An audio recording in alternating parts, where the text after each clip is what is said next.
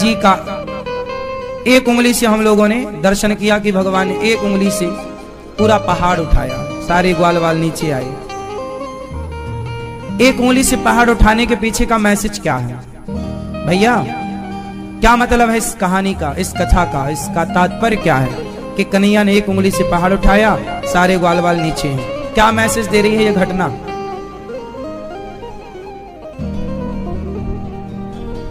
कुछ समझ पाए?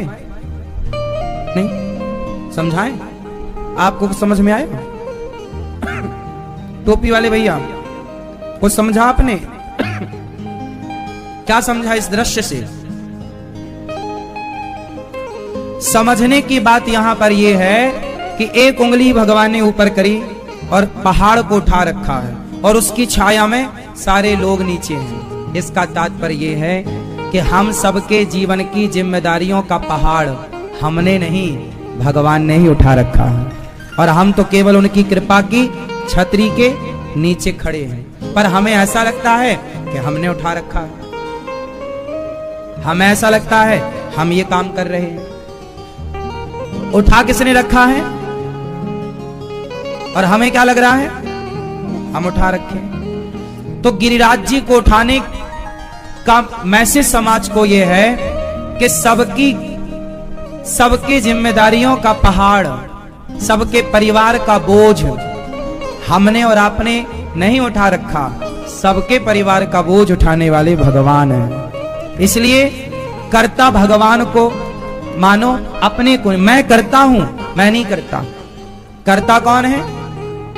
करते हो तुम कन्हैया, मेरा नाम हो रहा है, मेरा आपकी कृपा से करने वाले भगवान हैं, करने वाले भगवान हैं। तो पहाड़ उठा रखा है, तो आप आज से चिंता लेने का नहीं, टेंशन लेने का नहीं, ठीक है? क्योंकि करने वाले। और ये बात जरा अपने आप से पूछ कर बताओ, अपनी छाती में हाथ रख के अपने आप से सवाल करके बताओ, करता आप हो क्या? बताओ, क्या करता आप हो? कौन है? आप मानो या मत मानो, कर्ता भगवान ही है। हम तो पुतले हैं, हम तो पुतले हैं। हम कैसे पुतले हैं? बाजार में खिलौना मिलता है, चाबी वाला, चाबी भरो और चाबी भर के छोड़ो तो ठुक ठुक ठुक ठुक ठुक ठुक तो ऐसे चलता है, हाँ या ना? चलता है। और चाबी खत्म जहां वहीं रुक जाएगा, हाँ या ना? तो हम लोग खिलौने हैं। हम लोग कौन है? खिलौने। और हमारी चाबी भरने वाले कौन है? जितनी चाबी भरेंगे उतना ही तो हम ठुक ठुक ठुक ठुक आगे चलेंगे, और चाबी खत्म वहीं रुक जाओगे आप। तो हम सब कौन है? खिलौना। इसलिए हमारी कोई बहुत बड़ी औकात नहीं है, कोई बहुत बड़ी हैसियत नहीं है।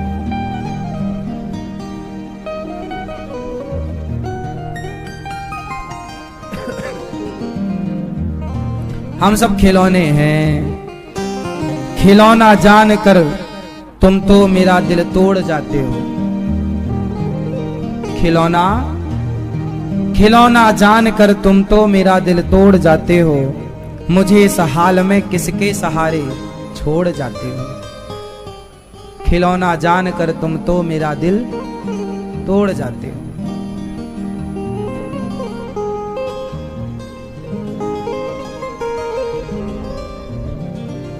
प्रभु का वास्ता देकर मना लूं दूर हूं, लेकिन प्रभु का वास्ता देकर मना लूं दूर हूं, लेकिन तुम्हारा रास्ता मैं रोक लूं मजबूर हूं, लेकिन तुम्हारा रास्ता रोक लूं मजबूर हूं, लेकिन कि मैं चल भी नहीं सकता हूं, कि मैं चल भी नहीं सकता हूं और तुम दौड़ जाते हो।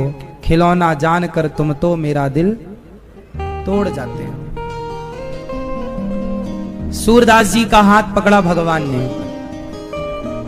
और जब हाथ पकड़ा तो हाथ छोड़ा करके भाग गए और जब भागे तो सूरदास जी रोने लगे कि प्रभु तुम भाग क्यों रहे हो, मैं तो अंधा हूं, तुम्हें भागने की जरूरत, हाथ छुड़ाना ही है तो यूं ही छुड़ा लो। यदि तुमने हाथ छुड़ाने की ही ठान रखी है तो हम कैसे पकड़ सकते हैं, वो तो तुम पकड़ाओगे, तो मैं पकड़ सकता हूं, तुम ही छुड़ाने को तैयार हो तो मेरी औकात कहां है तुम्हें पकड़ने की, कि मैं चल भी नहीं सकता हूं और तुम दौड़ जाते हो। तुम तो वो हो कि 3 पग में दुनिया नाप लेते हो। पहला पग में पाताल नाप लिया, दूसरे पग में सत्यलोक नाप लिया, तीसरा पग रखने की जगह ही नहीं थी 2 पग में। तो जब सोचो 2 पग में आप सब नाप लोगे और तुम हमें छोड़कर दौड़ोगे तो हमारी क्या औकात कि हम तुम्हें पकड़ सकें, कि मैं चल भी नहीं सकता हूं और तुम दौड़ जाते हो, खिलौना जानकर तुम तो मेरा दिल तोड़ जाते हो। गिला तुमसे नहीं कोई मगर अफसोस थोड़ा है, गिला तुमसे नहीं कोई मगर अफसोस थोड़ा है, कि जिस गम ने मेरा दामन बड़ी मुश्किल से छोड़ा है, उसी गम से मेरा फिर आज रिश्ता जोड़ जाते हो, खिलौना जानकर तुम तो मेरा दिल तोड़ जाते हो। कि जिस गम ने मेरा दामन बड़ी मुश्किल से छोड़ा है, गोपियां कहती हैं कि हम तो तुम्हें बड़ी मुश्किल से कुछ भुला पाए हैं, कि तभी उद्धव जी फिर उनका संदेशा लेके आ गए, हम तो तुम्हें अब भूल रही हैं थोड़ा थोड़ा, हम तुम्हें भुलाने की कोशिश कर रहे हैं अब, क्योंकि तुम्हें याद करके भी हमारा गुजारा नहीं हो सकता। गोपियां बोली कि अब तुम्हें हम भूलना चाहती हैं। मिला तुमसे नहीं कोई मगर अफसोस थोड़ा है, कि जिस गम ने मेरा दामन बड़ी मुश्किल से छोड़ा है, मैं तुम्हें कुछ कुछ भुला रही हूं कन्हैया। कि तभी उद्धव जी आ गए और उनका मैसेज देकर फिर घाव को ताजा कर दिया।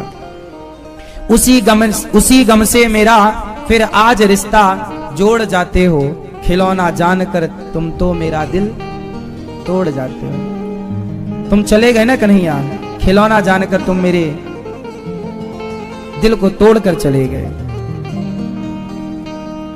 कहा गोपियों ने, मेरे दिल से न लो बदला, मेरे दिल से न लो बदला जमाने भर की बातों का, मेरे दिल से न लो बदला जमाने भर की बातों का, ठहर जाओ सुनो, ठहर जाओ सुनो, मेहमान हूं चंद रातों का, ठहर जाओ सुनो, मेहमान हूं चंद रातों का, चले जाना, अरे चले जाना, चले जाना अभी, चले जाना अभी से किस लिए मुंह मोड़ जाते हो, चले जाना अभी से किस लिए मुंह मोड़ जाते हो, खिलौना जानकर तुम तो मेरा दिल तोड़ जाते हो।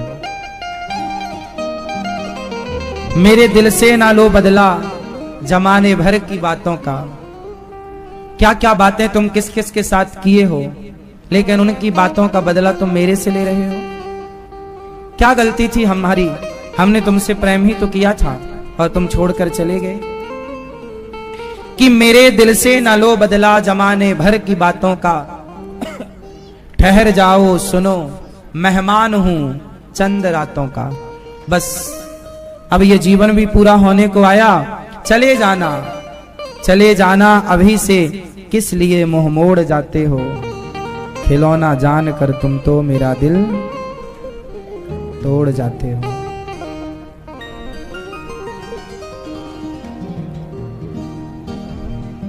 इस तरह हम सब खिलौना हैं भगवान के। इसलिए देखो ये खिलौना मेरे हाथ में है, मैं इसके साथ जैसे मन करे वैसे खेलूं।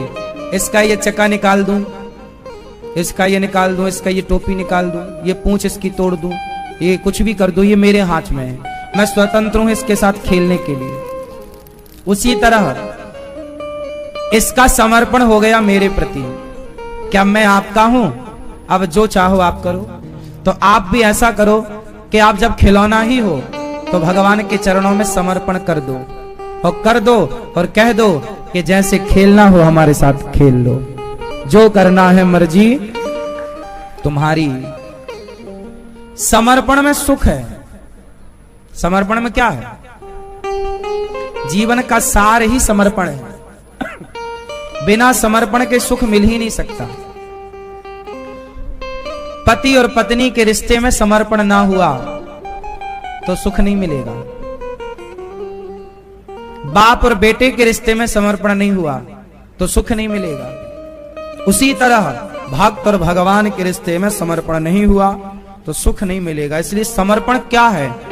हम अपनी मर्जी चलाते ही नहीं, हम तो सौंप देते हैं। जब तुझसे ना सुलझे तेरे उलझे हुए धंधे, तो भगवान के इंसाफ पे छोड़ दे ए बंदे, वही तेरी मुश्किल आसान करेगा, और जो तू ना कर सका वो भगवान करेगा। सौंप दो। अब सौंप दिया इस जीवन का सब भार, तुम्हारे हाथों में है जीत, तुम्हारे हाथों में है हार, तुम्हारे हाथों में।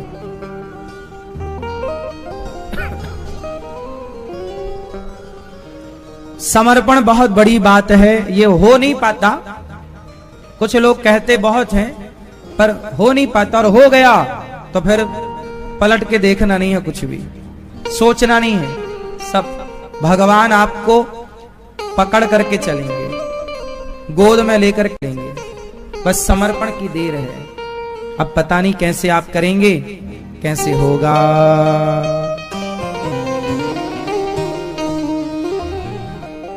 प्रिय भक्तों, भगवान ने गिरिराज जी को स्थापित किया और समाज को मैसेज दिया कि करने कराने वाला मैं ही हूं।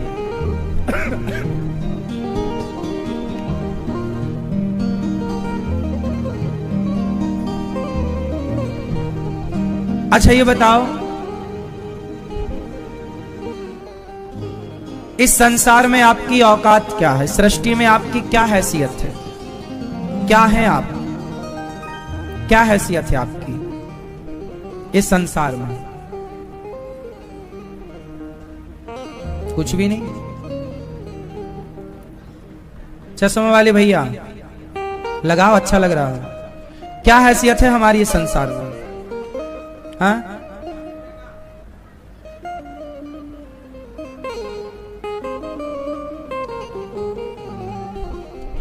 ये क्या है? जोर से, जोर से। तिनका। क्या है? एक तिनका। आप बताओ कि इस तिनके से ज्यादा हमारी और आपकी कोई वैल्यू है, कीमत है? शायद इस तिनके की भी कोई वैल्यू हो, पर हमारी इसके बराबर भी वैल्यू नहीं है। आदमी बातें बड़ी बड़ी करता है, घमंड बड़े बड़े हैं, एटीट्यूड बड़ा है, लेकिन रियलिटी कुछ और है। और वो रियलिटी ये है कि जब हमारी और आपकी सांसें पूरी होती हैं, तब हमें हमारी औकात पता चल जाती है। जो लोग कहते थे ना कि तुम्हारे बिना रहेंगे कैसे, जिएंगे कैसे, वही लोग कहते हैं अब जल्दी ले चलो, जल्दी ले चलो। सांस पूरी होने दो, पता चल जाएगा कि तुम्हारा कौन है। देर ना लगेगी, लोग ले जाएंगे, चिता पर रख के फूंक देंगे, और हमारी पूरी राख एक जरा से घड़े में आ जाएगी। कितने का होगा वो घड़ा? 50 रुपए का। आपके यहां महंगा मिलता होगा तो 100 रुपए का। 50 रुपए के 100 रुपए के घड़े में एक दिन हम पूरे समा जाएंगे। लेकिन जब तक संसार में है, बड़ी बड़ी गाड़ियों का घमंड, बड़े बड़े पद का, बड़ी प्रतिष्ठा का, बड़े पैसे का घमंड, मैं ये हूं, मैं वो हूं। जबकि मैं कौन हूं? बताओ, मैं कौन हूं? आप कौन हैं? कौन है आप? मुट्ठी भर राख। आप कौन हैं? मुट्ठी भर राख। आप में से कितने लोग एक दिन मुट्ठी भर राख बन जाएंगे? 50 रुपए के घड़े में कितने लोग समा जाएंगे? अब बताओ, जब हम राख बन के उड़ जाएंगे, 50 रुपए के घड़े में समा जाएंगे, तो फिर घमंड किस बात का करें? जो घमंड कर रहे हैं उन्हें याद दिलाओ, उन्हें एक 50 रुपया का घड़ा गिफ्ट करो। जो ज्यादा घमंडी लोग हैं इन्हें गिफ्ट में क्या दो? 50 रुपए का घड़ा। और उन्हें बताओ, वो पूछेंगे घड़ा क्यों? बताना कि एक दिन आपकी राख इसी में आएगी। कर लो घमंड। इसलिए ये जीवन घमंड के लिए नहीं, ईश्वर ने पैसा दिया है तो घमंड के लिए नहीं, समाज की सेवा के लिए दिया है, दीन दुखियों की सेवा के लिए। भूखे को भोजन कराओ, प्यासे को पानी पिलाओ, निर्वस्त्र को वस्त्र दो, बेसहारा को सहारा दो। इसलिए दिया है ईश्वर ने धन। ये नहीं कि लोग पैसा व्यर्थ में ही उड़ाए जा रहे हैं, व्यर्थ में ही पैसे। अब किसी के पास पैसा है तो लोग व्यर्थ में खर्च कर रहे हैं। बहुत लोग अपने 1-1 लाख रुपया, 50-50 हजार रुपए के तो कपड़े पहन लेते हैं। पैसा है। एक लड़का बाल कटा के आया, हमने पूछा कितना पैसा लगा? बोले 8,000। 8,000 के बाल कटा के आया है। और कमाता कितना है? बोले महीने का 30,000 कमाता हूं। 30,000 रुपया महीने का कमाता और 8,000 के बाल कटाता है। इन लोगों को पैसे की वैल्यू नहीं, इसलिए ऐसे लोगों को भगवान पैसा देता भी नहीं है। ईश्वर भी ठोक बजा के देते हैं। क्यों? भगवान सबको धनवान क्यों नहीं बना देते? सबको लखपति बना दे, चाहे तो बना दे, नहीं बनाते। क्यों? क्योंकि तुम्हारी औकात ही नहीं है इतना पैसा पचाने की। तुम्हारे पास आएगा, तुम सारे गलत काम करने स्टार्ट कर दोगे, भले तो एक ना करोगे। इसलिए ईश्वर देखता है कि कौन योग्य है। जो लायक होता है उसे ईश्वर धन देते हैं। जो अपने धन को धर्म से जोड़ने का भाव रखते हैं, जो धन को सही जगह खर्च करते हैं, उन्हें ईश्वर देते हैं कि भाई ये ठीक कर रहा है इसलिए इसे दो। जो मिसयूज करेगा, उसका दुरुपयोग करेगा, ईश्वर पहले देकर देखेंगे। और आप गलत, अब जैसे आपको पैसा मिला तो आप जाओगे महंगी वाली शराब पी आओगे, तो भगवान कहेंगे तुम्हें क्यों दे? आपके पास पैसा आए और आप दीन दुखी की सेवा में लगाओ तो भगवान बहुत प्रसन्न होते हैं। फिर कहते हैं भगवान कि तुम्हें अब हम और देंगे क्योंकि तुमने पैसे का सदुपयोग किया। पैसा लेकर गए, शराब पी लिया, मांस खा लिया। अब किसी के पास पैसा ज्यादा है तो रोज मुर्गा खाता है। मतलब तुम्हारे पैसे नहीं तो मुर्गे की जान ली, नहीं होता तुम काहे को खाते? तो भगवान समझ लेते हैं कि आदमी पैसे के योग्य नहीं है।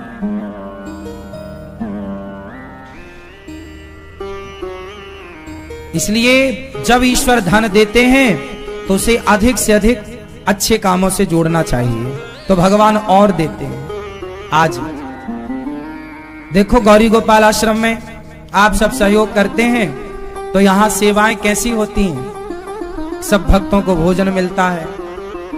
अभी हमारी एक मैया आई, 23 तारीख को उनकी बेटी का जन्मदिन है।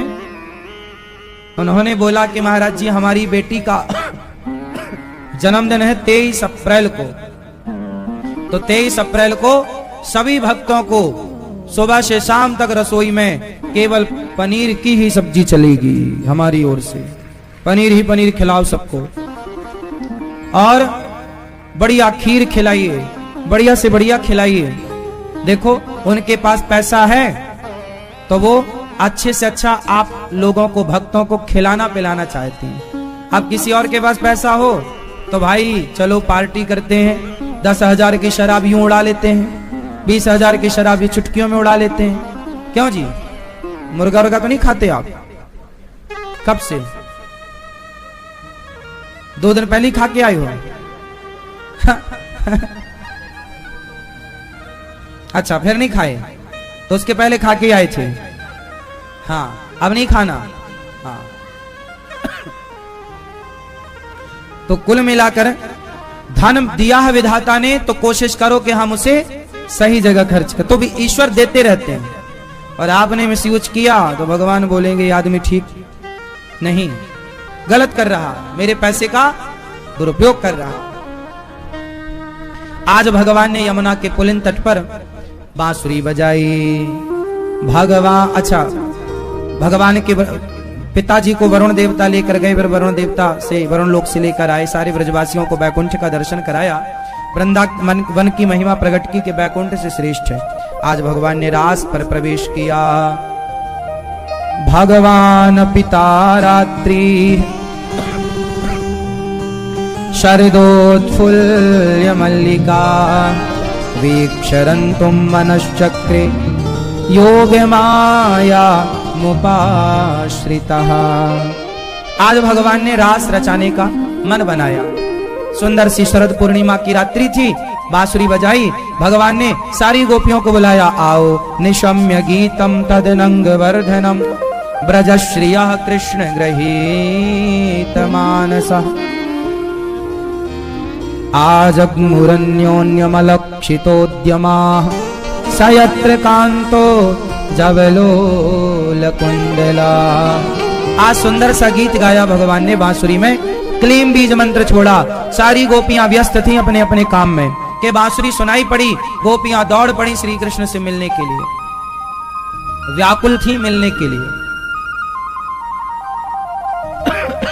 भगवान तब तक नहीं मिलते जब तक भक्त मिलने के लिए व्याकुल ना हो। अच्छा, एक बात और है, मिलने का मजा कब है? बोलो, जब व्याकुलता हो। खाने का मजा कब है? जब भूख हो। पानी का मजा कब है? जब प्यास।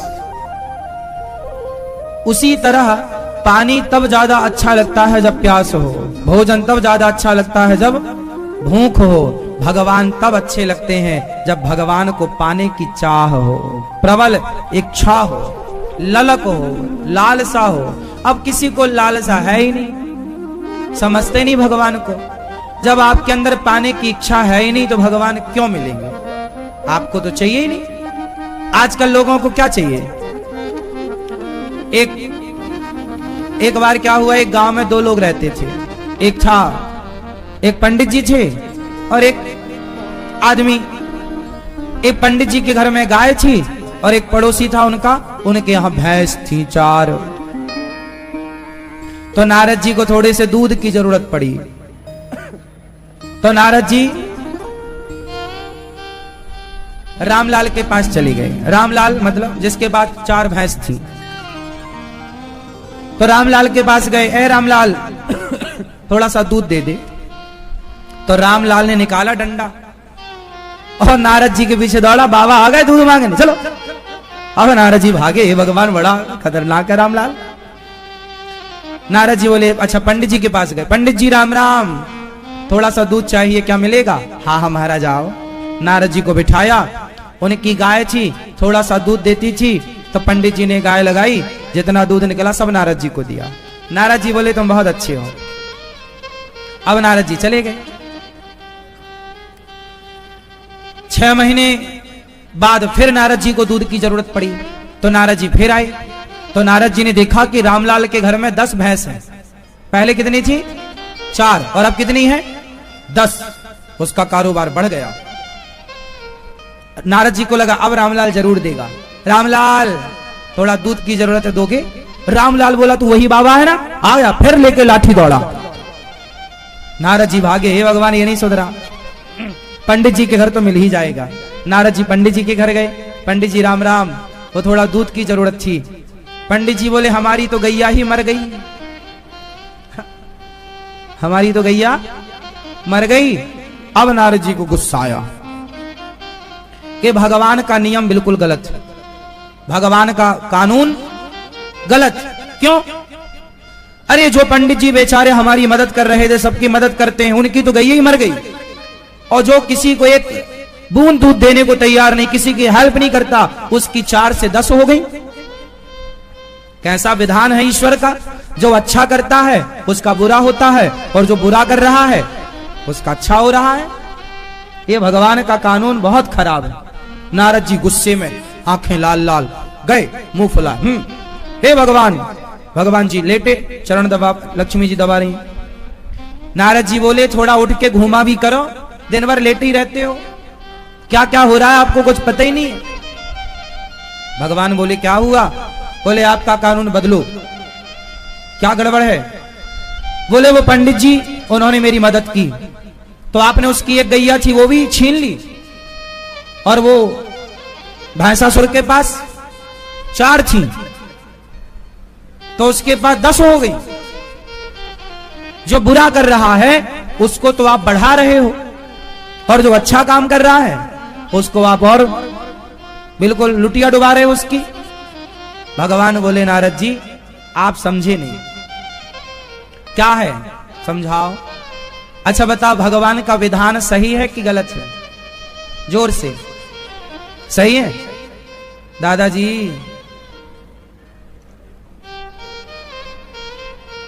नींद आ रही है? नहीं। भगवान का विधान सही है कि गलत है? सही है।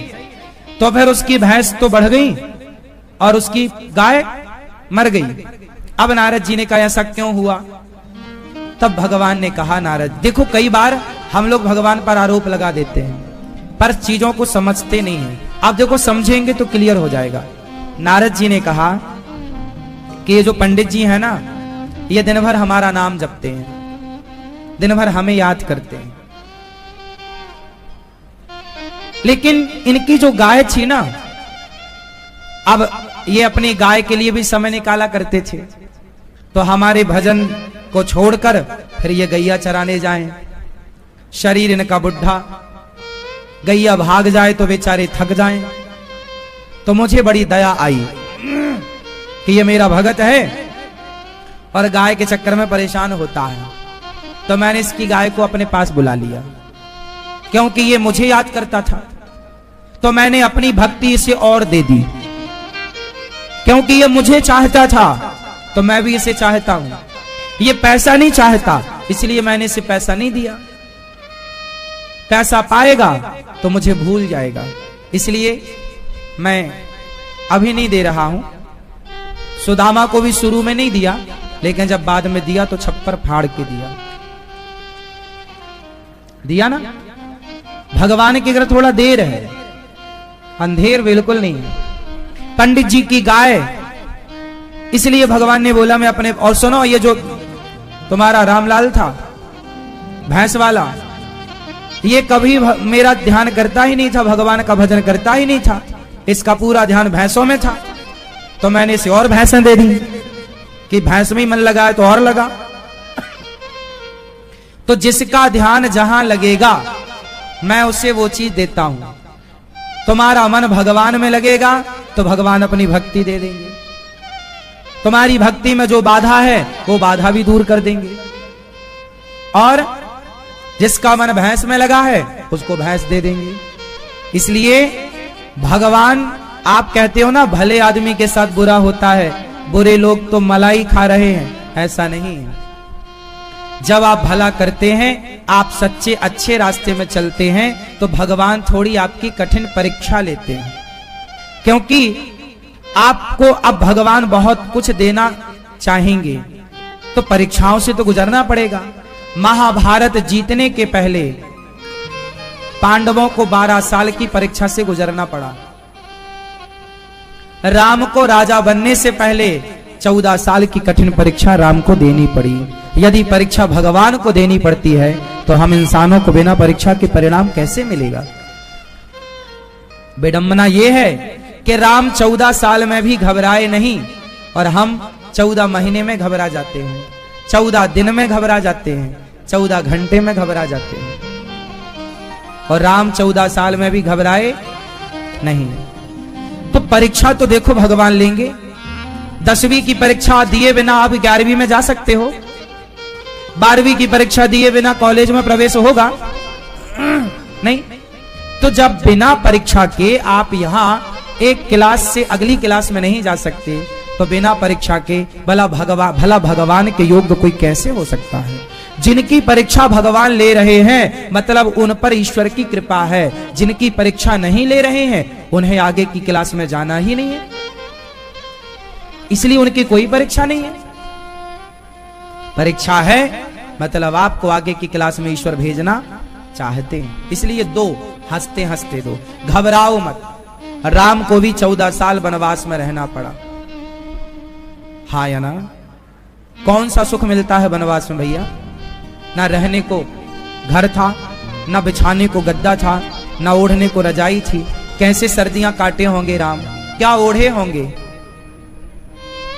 घास फूस का बिस्तर था 14 साल तक, घास का बिछौना था और घास का ही गद्दा था, घास को इकट्ठा करके और उसका गद्दा, घास को ही बिछाना, घास को ही ओढ़ना, ये बिस्तर था राम जी का। ऐसे 14 साल गुजारे हैं। और हम लोग जरा सी मुसीबत आई, हे भगवान हम तो तुम्हारे इतने बड़े भगत हैं, हमारे तो इतना बड़ा कष्ट आ गया। तो क्या तुमने भक्ति इसलिए की है कि तुम्हें कोई कष्ट ना आएगा? आएगा। कष्ट वष्ट के चक्कर में नहीं पड़ा करो। हमारे जो जीवन में पाप है, हे विधाता हमें कोई दिक्कत नहीं, हम भोगेंगे। हंस के भोगो, रो के भोगो, भोगना पड़ता है कर्म दंड साहब। कर्मों का दंड तो सबको भोगना पड़ा। राम के पिता दशरथ जी तो भगवान के बाप थे। दशरथ जी कौन थे? भगवान के बाप थे। बोलो हाँ, बोलो हाँ। पर कर्मों का दंड भोगना पड़ा। श्रवण के बाण मारे थे, श्रवण को बाण मार दिया था दशरथ जी ने। तो श्रवण के माँ बाप ने श्राप दिया था कि जैसे हम पुत्र के वियोग में तड़प तड़प कर मर रहे हैं, तुम्हें भी तड़प तड़प के मरना पड़ेगा। जब भगवान के बाप को कर्म का दंड भोगना पड़ा तो हमारी और आपकी औकात क्या है? कौन है हम लोग? भगवान के बाप को भोगना पड़ता है साहब। इसलिए ईश्वर का न्याय बिल्कुल सही है। जो करते हैं ठीक करते हैं। हमें समझ में नहीं आता क्योंकि हम स्वार्थी हैं, हम अपना भला चाहते हैं बस। हम नहीं चाहते कि हम पाप तो खूब करते हैं पर पापों का फल बिल्कुल नहीं चाहते। हम पुण्य का फल चाहते हैं। हमें लगता है कि हमें बस अच्छा मिले, बुरा ना मिले, जबकि करते बुरा है। तो कैसी संभव है? कर्म का दंड किसे नहीं मिला बताओ? कौन बचा है? क्या रावण को नहीं मिला? क्या कंस को नहीं मिला? क्या दुर्योधन को नहीं मिला? क्या पितामह भीष्म को नहीं मिला? क्या अर्जुन को नहीं मिला? क्या देवकी और वसुदेव को नहीं मिला? ये देवकी कौन है? पिछले जन्म की माता कैकेयी है, जिन्होंने राम को वनवास भेजा था 14 वर्षों के लिए। उन्हें भी लगभग 14 वर्ष तक कंस के जेल में रहना पड़ा था। भगवान की माता है, भगवान की माता है। पर कर्म पीछा ना छोड़ेगा साहब। ये जो कर्म तुमने किया है, कर दिया ना, अब वो तुम्हारे सिर पे चलेगा ऐसे साथ। कर्मन की गति न्यारी भैया, कर्मन की गति न्यारी। ये भगवान के बाप का पीछा नहीं छोड़ते, भगवान की माँ का पीछा नहीं छोड़ते। अरे और छोड़ो, भगवान का पीछा नहीं छोड़ते ये कर्म, तो तुम्हारा हमारा छोड़ देंगे। कर्मों का दंड बाली को भोगना पड़ा, इसलिए तैयार रहो, पीठ अपनी पक्की कर लो। जब कर्मों का दंड मिलना शुरू होगा तो बाद में रोना मत कि भगवान तुमने हमें बड़ा दुख दिया। नहीं, तैयार रखो, कमर कस लो। जैसे मीठा हलवा खाया है, गप गप गप गप रबड़ी खाई, ऐसी कड़वी ककड़ी खाने को भी तैयार रहिएगा। मीठी मीठी लस्सी पी, मीठी मीठी चाय पी, तो कोरोना आया और कड़वा कड़वा काढ़ा पीना पड़ा सबको। बोलो हाँ, काढ़ा पिया कि नहीं आप लोगों ने कोरोना काल में? फिर तो मीठा मीठा गप और कड़वा कड़वा थू, ऐसा नहीं होगा। ईश्वर बैलेंस बना के चलते हैं। इसलिए मेरी मां, अच्छी करनी कर लो री मैया, कर्म न करियो काला, लाख आंख से देख रहा है तुझे देखने वाला, सच की खेती कर ले चतुर नर, समय गुजरता जाता मेरे मालिक की दुकान में सब लोगों का खाता। अच्छे कर्म करना तो अच्छी गति होगी, अच्छा फल मिलेगा। कर्म पेड़ बोए बबूल का, तो आम कहां से आए? पेड़ बोए बबूल का तो आम कहां से आएगा? गोपियां सारा काम छोड़कर आई श्याम सुंदर के पास। श्याम सुंदर, हे प्रभु मुझे स्वीकार कर लीजिए।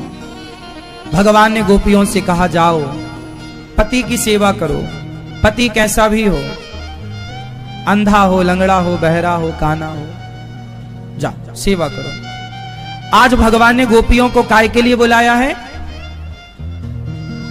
काय के लिए? रास रचाने के लिए। ये रास रचाना सही है कि गलत है? मैया, ओ भैया, रास रचाना सही है कि गलत है? आप रचाते हो रास? किसके साथ? नहीं?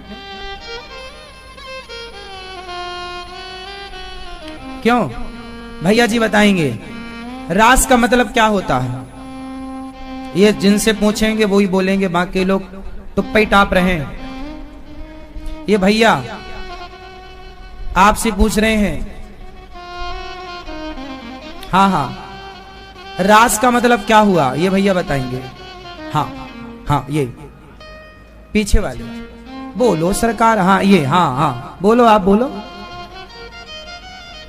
नहीं मालूम? नहीं मालूम तो ये ठीक है कि आपने आप बताओ। नहीं मालूम? ये भैया बताएंगे तीनों, ब्रह्मा विष्णु महेश। रास का मतलब क्या होता है? प्रेम। किससे प्रेम? भगवान से। ठीक है, दादाजी बताएंगे रास का मतलब क्या हुआ? प्रेम। किससे? प्रभु से प्रेम। रास का मतलब, मैया इधर चली मैं उधर चली, पता नहीं मैं किधर चली।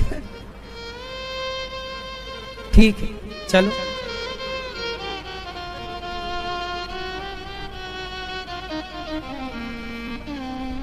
सुनो,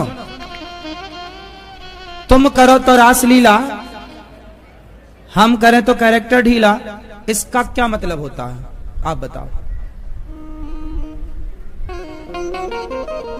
किस तरफ ये बात इशारा कर रही है? ये पिक्चर का डायलॉग है, एक फिल्म का वाक्य है, सेंटेंस है, जो आप समाज में बहुत प्रचलित भी है कि तुम करो तो रास लीला और हम करें तो कैरेक्टर ढीला। इसका मतलब क्या है? आप बताओ। आप इस पूरे सेंटेंस का मतलब क्या है? किसकी ओर ये इशारा कर रहा है? आपसे पूछ रहे हैं हम, आपका मत जानना चाह रहे हैं। इस वाक्य के साथ आपका विचार क्या है? किसकी ओर ये इशारा है इस वाक्य से? भगवान की ओर। तो क्या इशारा है इसमें? गुड इशारा है, सही या गलत? भगवान के लिए इस सेंटेंस में सही कहा जा रहा है कि गलत? इसमें भगवान को सही ठहराया जा रहा है या गलत? जोर से, जोर से। हाँ हाँ, इस लाइन से ये कह दिया पिक्चर बनाने वाले बॉलीवुड ने कि कृष्ण पर प्रश्न चिन्ह खड़ा कर दिया कि तुम करो तो रासलीला और हम करें तो कैरेक्टर ढीला। मतलब कृष्ण की रासलीला को कैरेक्टर ढीला से जोड़ दिया है, चरित्र से जोड़ दिया कि ये तो चरित्रहीनता की लीला थी, ऐसा उनका कहने का अर्थ है। हाँ या ना? अब इसी से ये जितने नौजवान बच्चे यहां बैठे हैं, जिनको रास का भी मैं मतलब समझाऊंगा तो समझ में आएगा, लेकिन जब तक मैं नहीं समझाऊंगा तब तक इनकी समझ में नहीं आएगा, और ये उस बॉलीवुड के सेंटेंस से भगवान कृष्ण को गलत साबित कर देंगे। इसी को बोलते हैं अर्थ का अनर्थ। अब ये बॉलीवुड वाले, पिक्चरें बनाने वाले, ये तो समझते नहीं, ये तो गाय का मांस खाते हैं। अब जो गाय का मांस खाने वाले बॉलीवुड के लोग हैं, वो गौ पालन करने वाले कृष्ण के बारे में भला क्या जानेंगे? कृष्ण के बारे में जानने के लिए गाय की सेवा करनी पड़ेगी, और ये लोग तो गाय को खाते हैं, सेवा तो दूर रही। हाँ या ना? बॉलीवुड के जितने सुपर डुपर स्टार हैं लगभग आपके, जो दाने दाने में केसर का दम बता रहे हैं, जो गुटखा बेच रहे हैं, जो शराब बेच रहे हैं, ये अधिकांश 99% बॉलीवुड गौमांस खाती है। हाँ या ना? बोलो हाँ। अब ये गौमांस खाने वाले उस कृष्ण को क्या जाने जिन्होंने गौ माता की सेवा की हो, जिन्होंने गौ माता की रक्षा के लिए एक उंगली से पहाड़ उठाया हो, उस कृष्ण के बारे में भला ये मूर्ख लोग क्या जाने। अब आपके भगवान पर ये बॉलीवुड वाले सवाल खड़ा करते हैं कि तुम्हारे कृष्ण तो रासलीला कर रहे हैं। अब इन मूर्खों को जरा बताओ कि रासलीला का मतलब जानते भी हो? क्या होता है रास? रास का मतलब होता है कैरेक्टर ढीला। इस लीला से कोई दूर दूर तक लेना देना नहीं है। एक छोटी सी बात से आप इस पूरे विषय को समझो। देखो, कितने लोग रास का सही अर्थ जानना चाहोगे? तो ध्यान से सुनो। अभी हमारे देश में कुछ महीनों पहले एक मिलन हुआ था जिसे G20 नाम दिया गया। मोदी जी ने यह आयोजन रखा था दिल्ली में। क्या नाम था इसका? क्या हुआ था इसमें? 20 देश के, लगभग 20 देश के नेता आए और भारत में सबसे गले मिलना हुआ, एक साथ खाना पीना हुआ, एक बात हुई, डील हुई होगी कुछ हमारे देश से आयात निर्यात की, कि कुछ तुम हमारे यहां देना, कुछ हम तुम्हारे यहां, कुछ बातें हुई होंगी अंदर की। पर वो क्या था? मिलन। G20 में क्या हुआ था? एक नेता दूसरे नेता से क्या किया? उस मिलन के समारोह का नाम क्या था? G20। उसी तरह द्वापर युग में भक्त और भगवान कह के मिलन हुआ था शरद पूर्णिमा की रात्रि को, और उस मिलन में तमाम भक्त आए थे और भगवान से मिले। उस मिलन का नाम था रास। जिस रास के मिलन में कैलाश से शंकर जी भी आए थे, ब्रह्मलोक से ब्रह्मा आए, स्वर्ग से इंद्र आए, पर आए थे सब गोपी बनकर। हनुमान जी भी आए पर आए थे गोपी। तो वहां पर क्या बनकर आए भगवान? गोपी। गोपी मतलब स्त्रियां नहीं। यदि गोपी का मतलब स्त्री होता है तो शंकर जी भी तो गोपी बनकर आए। क्या वो स्त्री थे? ना, गोपी मतलब भाव। जैसे आप लोग वृंदावन में आए हैं पवित्र भाव से। आप वृंदावन आते हैं किस भाव से? बोलो। आप वृंदावन जब आते हैं तो आपका भाव बदल जाता है। बोलो हां।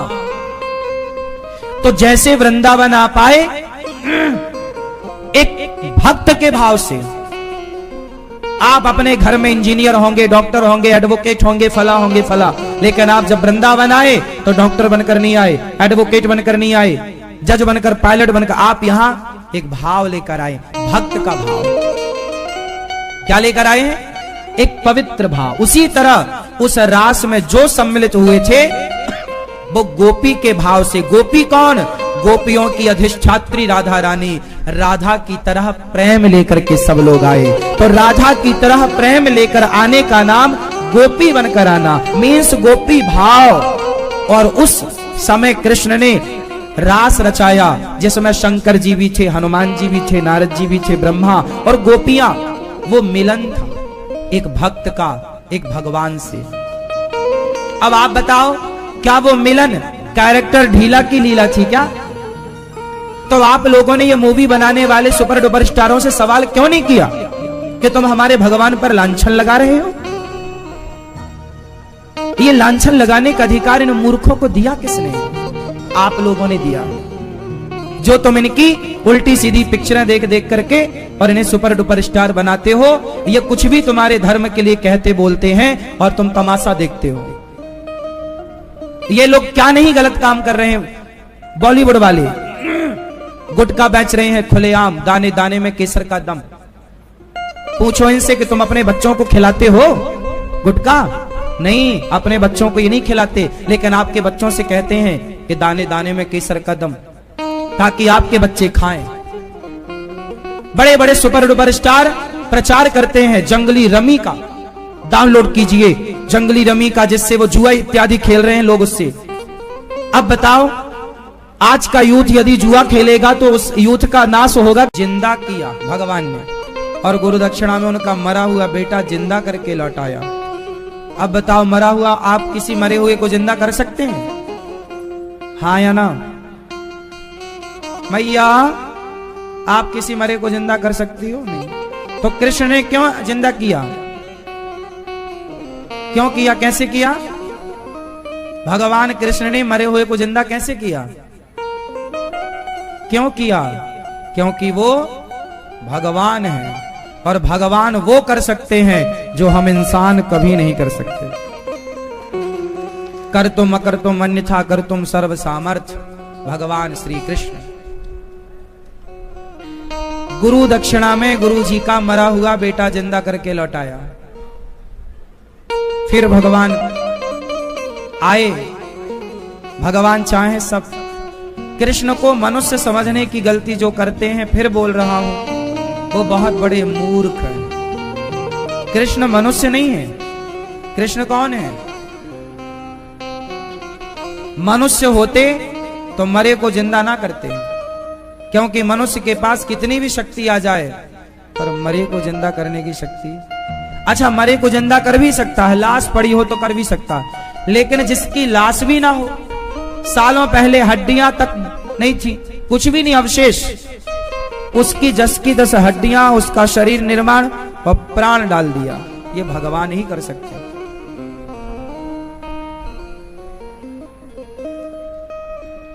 किसी मरे हुए को तो कोई साधु संत भी यदि तपस्वी है तो मरे को जिंदा वो भी कर सकते हैं, लेकिन उसका अवशेष भी ना हो और फिर उसे जिंदा करना। 10 साल पहले मरा था गुरुजी का बेटा, कुछ भी नहीं बचा, उसे जिंदा, ये काम भगवान कर सकते हैं। इसलिए कृष्ण भगवान है, मनुष्य नहीं। भगवान जब लौट कर आए वृंदावन, मथुरा पढ़कर, तो गोपियों की याद आने लग गई। तब भगवान ने उद्धव जी से कहा घनश्याम ने उद्धव से, वृंदावन जरा जाना, वहां की गोपियों को ज्ञान का कुछ तत्व समझाना। विरह की वेदना में वे सदा बेचैन रहती हैं, तड़प कर आह भरती हैं और रो रो कर ये कहती हैं। उद्धव जी ने, भगवान ने कहा, उद्धव जरा मेरी गोपियों को समझाओ, जब से आया हूं वो मेरे इंतजार में, मेरी याद में रो रही हैं। अच्छा, गोपियां भगवान जब चले गए ना छोड़कर, तो रोई, हमें छोड़कर ना जाओ।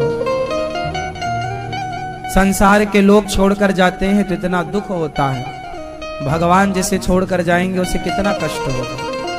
गोपियां रो रही हैं, गोविंद सहारा तेरा है, गोपाल सहारा तेरा है। कहाँ तुम चले गए हो प्यारे कन्हैया, बन बन में बिछड़ी फिर रही